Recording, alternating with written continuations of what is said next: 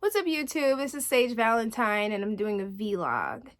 I'm probably going to do a couple of these before The Walking Dead comes back, and I'm so excited about The Walking Dead Worlds Beyond. You have no idea. I can't wait to see that series. I'm also looking forward to series number 4 and 5. Yeah, those are in the works, and they're coming soon as well, and I can't wait. I love The Walking Dead. I'm even looking forward to the premiere of The Walking Dead on February 23rd, and I will be doing my reviews. I might do a reaction video though, because I know that season premiere is going to be crazy and I want a reaction to all the stuff that's happening. I won't probably have the double screen because I got to figure out how to do that, but 2020 is the year where I'm going to figure out a lot of things, so we're going to get this done. I'm doing this video mostly just to chat about different things. So here goes. 2020 is a new year for this channel. It's a new year for a lot of things within my life because I had to take a break from some stuff and really reevaluate things. I don't talk about personal matters when it comes to this channel because some things shouldn't be talked about on social media. And while I do talk a lot about Big Brother and I do talk a lot about the gameplay, I don't really talk about anybody's personal problems. I mostly talk about the game. So 99% of the things I talk about in my reviews for Big Brother or any other reality show is focused solely upon the game itself. And I know that last year in doing those reviews, I found myself questioning the entire game as a whole, because at this point we were up to season 21 and things had changed and things were not the same, and the way that the rules were bent and broken was strange. The whole racism thing coming back after 5 years was unnerving. The whole gaslighting thing from the fans was weird. I think when Black people and other non-Black people of color come out and say something is offensive or say something is racist or prejudiced, just listen to them. Even though to you it doesn't seem like it, if you don't experience something, then you can't tell somebody if it is or is not offensive. It's the same thing that also went with Audrey a few seasons ago, where people were saying that Davon had said something transphobic. And there were a lot of people saying, well, what did she say? You guys are too sensitive. Again, I'm not a member of the LGBTQIAP community. I'm only an ally, but I can say one thing: being a minority, being a woman, being me, that I can't sit up here and say what is and is not offensive. I just have to sit up here, be cognizant of what I say, and listen to what other people are saying. So in doing the reviews of Big Brother for season 21, it was draining because of the issues of the players of color, especially the Black players. For some reason, Big Brother has this huge issue dealing with the Black players, where it just seems like there will never be a Black winner of Big Brother because people harbor way too many prejudices against Black people, and people have these dog whistle words and they gaslight and things, and it's just it's not an even playing field. And I know a lot of people talk about Big Brother and they say, it's a social experiment. Yeah, it's a social experiment that can be skewed in a certain way.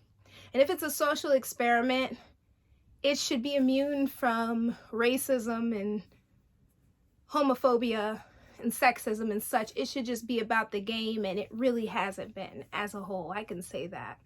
A lot of people don't agree with my opinions when it comes to Big Brother, but I've been watching Big Brother for 20 years. So I know a lot about the game because the game was a part of my life every single year for 20 years. Since the first episode aired, I watched. And I saw how it changed and how it morphed. And I saw how things were manipulated in certain ways to help people win. But that's reality TV for you. Things are manipulated. It's not really reality. It's not real. The whole word reality is just, I don't know if you can call that an oxymoron. I'm not sure. But I'll have to look that one up. But it's not real. But Big Brother can be changed, and it can be geared in such a way where people are forced to play the game and not rely on their prejudices. I'll talk about another show that I also watched too. I watched The Circle, which people were saying that it was just like Big Brother, and I said, oh, here we go. Please don't say it's like Big Brother. Please don't say that. Not in the state that Big Brother is, unless season 22 finds a way to surmount the issues of season 21 through all the way back to season 15, which some people will say those problems went back further than that, but I digress. So The Circle was basically a reality series that I believe was in the UK at first, and then they put it on Netflix. So every week or every Wednesday, they would post 3 episodes. So I sat down and I watched it. And what happens was, like, you don't get to see the other players. You get to see like a picture of them on a screen. So it's like you guys are all hooked up to the same social network, which is obviously The Circle. There were a number of people who were catfishing people, meaning they were using other people's pictures and creating this persona to chat with people. And then there were people who were themselves, basically. But you couldn't tell who was what, because the main theme of the game was that you really couldn't trust anybody. You had to go by your instincts. And I sat back and I watched it, and the cast seemed so diverse. The one thing that bothered me, though, was that every time a person of color was voted out, or every time somebody was like voted out, or they were blocked from the circle, it seemed like it was go time to replace that person with another white person, instead of replacing that person with another, say, person of color. Like, at first it was diverse, then at one point, Seaburn, whose character, I can't think of what he was using his girlfriend's picture, and I can't think of her name at this point. But anyway, at one point, he and Chris were the only, and Shubham were the only 3 people of color. Meanwhile, the people who were blocked got replaced with other white people. And I said, well, this seems kind of strange to me. I know some people will watch this video and say, what does it matter? Race doesn't matter, blah, blah, blah. I'm like, when you're watching these reality TV shows as a person of color, as a marginalized person, you come to this realization that more than likely you're going to have to bear witness to some BS.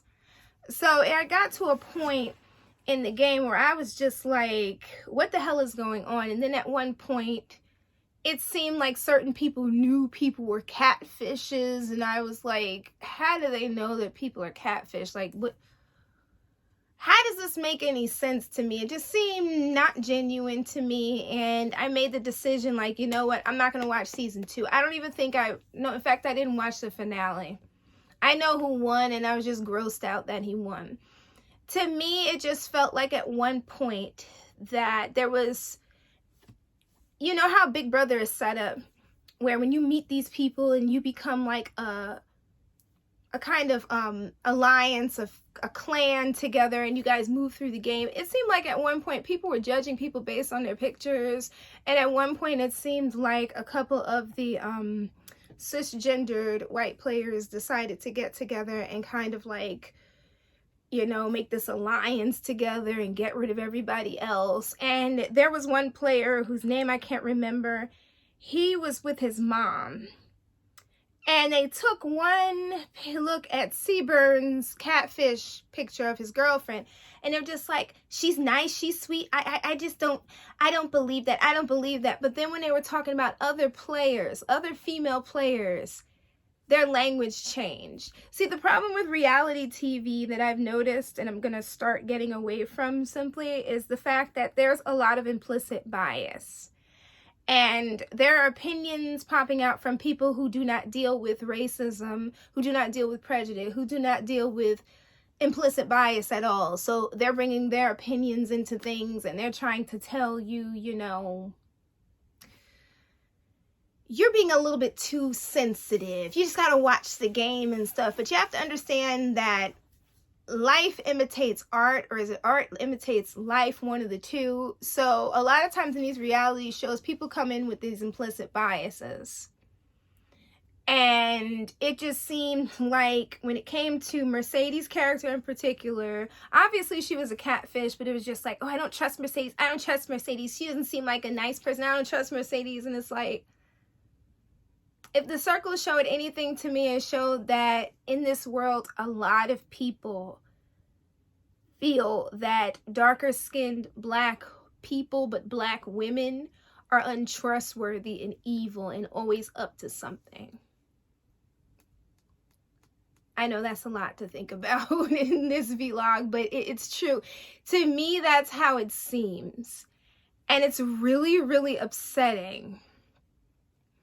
And the thing about it was that, you know,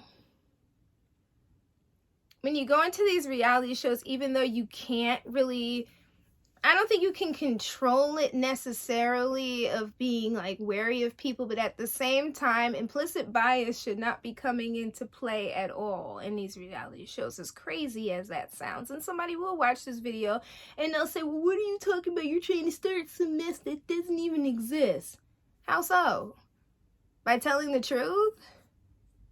Black players on these reality shows, especially the ones like Big Brother, Survivor, now The Circle, Love Island, all these shows, they have to deal with this implicit bias, this prejudice that people bring into the game, where they do not trust the darker skinned women. We could talk about Love Island from last summer, where the darkest skinned girl at one point, because they have to choose, the guys have to choose who they're going to pick, and they have like the women on one side, and then at one point the women had to pick the guys. It seemed like the darkest skinned people were the last people left.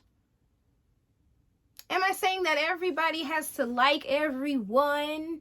No, you're not going to like everybody in this world, but at the same time, you can't judge a book by its cover. If you're going to sit and quote Martin Luther King and say, I can't judge you because of the color of your skin, then you shouldn't be judging darker skinned people at all. And you're probably saying to yourself, Sage Valentine, what are you talking about? You're not a dark skinned person. No, I'm the paper bag and the paper bag test. I've become aware of this over my lifespan, that I'm the paper bag. I'm literally the middle of the spectrum. So if there's light and dark, I'm right in the middle, as you can see. But it hurts to see brown skinned and darker skinned people being treated like this. And that's something that should get changed if you want a post-racial society. Darker skinned people should not have to suffer. TV has a lot to do with that. If you think about all of the characters who are sinister, who are up to no good, are all darker skinned people for the most part. So in terms of these reality shows, I feel some type of way, which is what made me sit back and think and wonder about Big Brother. Like, am I going to sit here and put myself through another season of Big Brother to watch another dark-skinned person get cast, or black person in general get cast and be treated like crap? I don't understand how someone can be seen as sinister or shady because they're not all up in somebody's face. Like, I guess people forget that everybody can have anxiety, everybody can be shy, but for some reason when it comes to darker skinned people on these reality shows, it's unbelievable. It's unbelievable. I don't know. You're probably sitting up here saying you shouldn't even be talking about this color thing because you don't deal with it. Oh no. No, I deal with some bias, believe it or not. The most biased thing that happened to me, or racist thing that happened to me, was walking in the mall with my mother, who is lighter than me. When I was younger, she was much lighter than me. Now that she's older, she's brown. But when I was younger, she was pretty light. And people would stare at me and then look at her and then stare at me and then look at her. I've had that happen a lot, and recently I've had it happen even more, probably because my mom and I don't look alike. So, I mean, we kind of look alike, but we're not the same color. And I think people believe that people are supposed to be the same and look the same. When it comes to black people, Light-skinned women can give birth to brown-skinned children and darker-skinned children, and darker-skinned women can give birth to lighter-skinned children. It just is what it is. But this ignorance towards Black people is just, it seems to be getting worse, but at the same time, people are like standing in the background talking about, it's not that bad, you're just trying to start something and make something political. I think people really need to Google what the word political means, because that's not what political means at all. I think I probably did this video mostly because I've been kind of sitting back and watching like what's happening and stuff with these shows, and I'm just kind of like, do I want to spend more time watching these shows? I know Survivor. Before I end this video, we'll talk about Survivor. Let's talk about the situation with Missy while we're talking about brown-skinned Black people. That whole situation with Missy got crazy because of Dan, who couldn't keep his hands to himself, and this weird scene in Survivor where all of a sudden Missy and Elizabeth ran back and took back what they said Dan did, and the fandom basically came after them like a pack of rabid dogs, foam and all. I don't know what it is with the Survivor fandom. I remember when I used to watch it like back in '99, there was no social media. Social media didn't become a big thing, I don't think, till like 2010. And as it pertains to like Survivor and Big Brother. But just to see how the people talk to people, and it was like people liked Missy, and as soon as she made this mistake, if it was a mistake, because that whole situation was a weird gray area, and I felt like Missy was being pushed. She and Elizabeth were being pushed to apologize because of something with Dan, and really Dan should have been helicoptered the hell out of Survivor like Caleb was when he got hurt years ago. Caleb, Beast Mode Cowboy, he was on Survivor and he got hurt. When people get hurt, they get helicoptered out of there. When somebody is touching someone and people are complaining about that person and you have video of it, that person needs to go. There should be no sexual touching at all on Survivor. Unless that person says, okay, you can touch me or something. But those girls did not want, I believe his name was Dan, touching them. But to see the fans and the way they went after her, because it wasn't just Missy, it was both Missy and it was Elizabeth. But honey, they came after Missy, and Missy was this and that, and she's a horrible player, and they started cyberbullying her and stuff.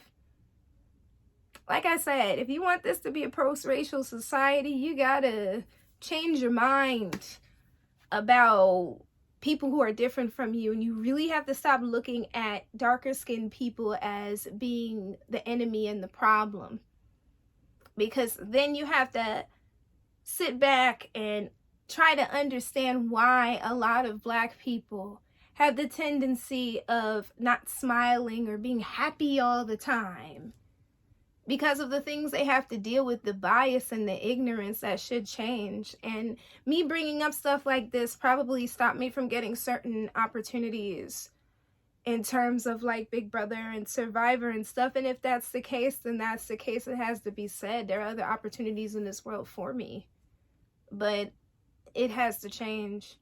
So in terms of Big Brother, I'm still thinking about Big Brother 22 and whether or not I will do that review, but I will let you know early, as I said in a previous video.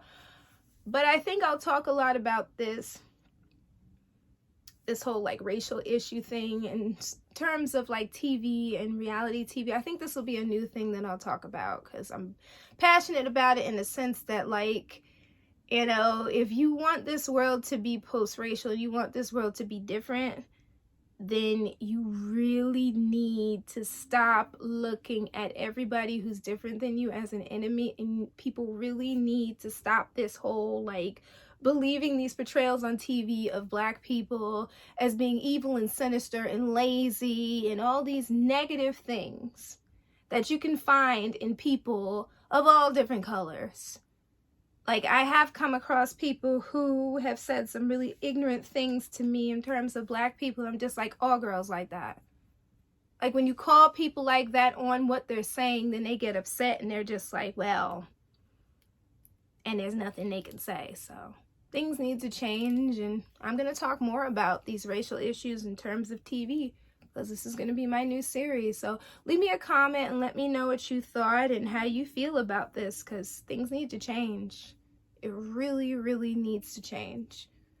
Because if you wonder why there is a divide in this country that goes beyond what's going on in politics at this point, it's this implicit bias, this need to believe that a certain group or groups are the problem, that a certain group is evil, as opposed to looking at the person individually and not at the entire group of people. But I love you all. Take care. I'm Sage Valentine, and I'll be back again soon. So bye, guys. Love you all.